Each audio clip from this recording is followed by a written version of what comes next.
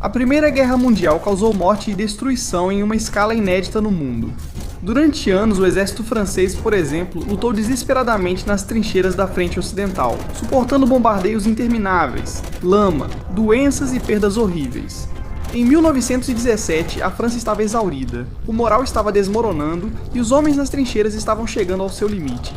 Tudo o que seria necessário era mais uma ofensiva fracassada, mais um massacre sem sentido para levá-los ao limite. Em 1917, a guerra no oeste havia se transformado em um pesadelo de impasse. Os dois lados estavam em linhas defensivas de centenas de quilômetros, reforçadas com arame farpado, metralhadoras e bunkers de concreto. A cada ano, os comandantes aliados prometiam um novo ataque decisivo que finalmente romperiam as linhas alemãs. A cada ano, milhares de homens saíam das trincheiras e quase nenhum voltava. Os soldados franceses chamavam isso de la boucherie, o matadouro. Ainda assim, os generais continuavam insistindo que mais uma ofensiva acabaria com tudo. Em abril de 1917, um novo comandante, General Robert Nivelle, prometeu entregar a vitória em apenas 48 horas. Seu plano era ambicioso, um bombardeio de artilharia maciço, seguido por um rápido avanço da infantaria entre as cidades de Arras e a crista de Chemin-des-Dames. Nivelle afirmava que sua estratégia esmagaria a resistência alemã e traria um fim rápido à guerra. Ele até prometeu que se o plano falhasse, ele o cancelaria imediatamente, mas nem todos acreditaram nele. Muitos de seus oficiais alertaram que o plano era imprudente. Mesmo desesperados por vitória, líderes políticos e militares da França aprovaram o plano. Os alemães, porém, já sabiam o que viria. Interceptaram comunicações francesas e reforçaram as defesas. Quando o ataque começou, em 16 de abril de 1917, 850 mil soldados franceses avançaram contra 35 divisões alemãs bem preparadas atrás da poderosa linha Hindenburg. Os resultados foram catastróficos. As tropas francesas avançaram sob chuva e lama rumo ao fogo das metralhadoras. Em algumas unidades, caíam mais rápido do que avançavam. Ao final do primeiro dia, cerca de 40 mil soldados franceses estavam mortos ou feridos. Nivelle não interrompeu a ofensiva após 48 horas como havia prometido. Ele a manteve por 18 dias seguidos, mais 10 mil homens foram perdidos. Quando finalmente foi encerrada, os franceses haviam conquistado apenas alguns quilômetros de terreno. A ofensiva foi um fracasso total e o moral desabou. Os soldados xingavam Nivelle de assassino. Ele logo foi removido do comando, mas o dano já estava feito.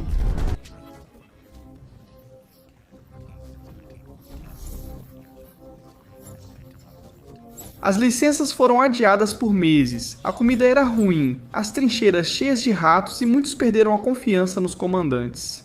Quando saiu a notícia do fracasso da ofensiva de Nivelle, a frustração tomou conta. Primeiro, grupos de soldados recusaram-se a avançar para a linha de frente, depois unidades inteiras desobedeceram ordens. Eles gritavam slogans como "Abaixo a guerra" e "Já tivemos o suficiente". Algumas tropas recusaram-se a voltar das áreas de descanso, enquanto outras tentaram ir para Paris de trem, mas foram barradas pela polícia militar. Houve brigas e vandalismo por embriaguez em alguns casos, mas a maioria dos desafios foi pacífica. Os soldados não saqueavam nem causavam tumultos, apenas se recusavam a lutar. Logo, a notícia se espalhou pelo exército e, em poucas semanas, a agitação já atingia dezenas de unidades.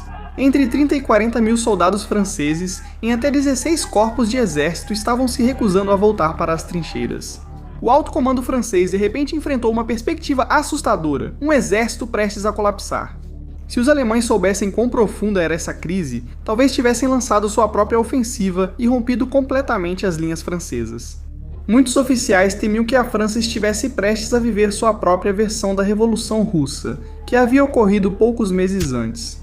Na Rússia, soldados e trabalhadores se levantaram, derrubaram o czar e mergulharam o império em uma guerra civil. Mas na França, isso não foi uma revolução. Os amotinados não estavam tentando derrubar seu governo ou se render à Alemanha. Eles ainda queriam defender seu país, só se recusavam a morrer em ofensivas fúteis. Um soldado socialista chamado Louis Bartas lembrou como alguns de seus camaradas queriam criar um soviete ou conselho de soldados, como na Rússia. Mas Bartas recusou. Ele escreveu mais tarde: "Eu não tinha vontade de apertar a mão de um pelotão de fuzilamento só para fingir que éramos russos." Em vez disso, ele e muitos outros defenderam o protesto pacífico para exigir mudanças. As exigências dos amotinados eram surpreendentemente razoáveis. Eles queriam o fim dos ataques sem sentido, melhor comida e condições de vida, e um sistema justo para as licenças. Os soldados queriam defender a França, mas recusavam-se a lutar em ofensivas que consideravam inúteis e perigosas. Isso tornou os motins franceses de 1917 únicos na história militar, uma rebelião motivada não por política, mas pelo puro esgotamento humano. Após a demissão de Nivelle, o general Philippe Pétain foi nomeado para restaurar a ordem. Pétain era respeitado por seus homens, compreendia o impacto da guerra e prometeu ouvir. Adotou uma abordagem dupla, usando recompensa e punição. Primeiro, Pétain reprimiu os infratores mais graves. Milhares de soldados foram presos e submetidos à corte marcial. Cerca de 22 mil foram considerados culpados de motim ou deserção. Entre 200 e 500 foram condenados à morte, mas apenas de 26 a 55 foram realmente executados. O restante foi preso ou teve a sentença suspensa sob condição de voltar ao serviço. A mensagem era clara, a insubordinação não seria tolerada, mas apenas a punição não resolveria o problema mais profundo. Pétain então tratou das reclamações dos soldados.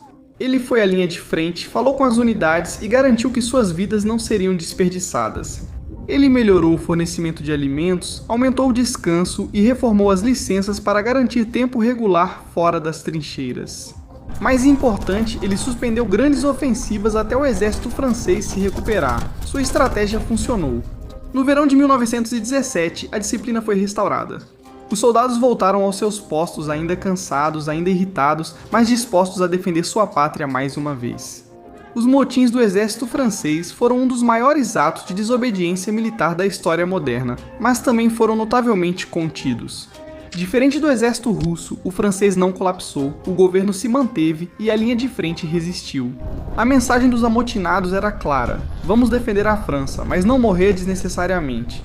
Graças às reformas de Pétain, o exército recuperou força suficiente para manter a linha durante 1917 e até 1918, quando as tropas americanas começaram a chegar para reforçar as forças aliadas.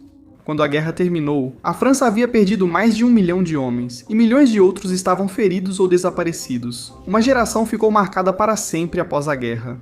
O governo francês minimizou os motins, temendo que fossem vistos como vergonhosos ou desleais. Registros foram censurados e o tema pouco discutido por décadas, mas historiadores agora têm outra visão.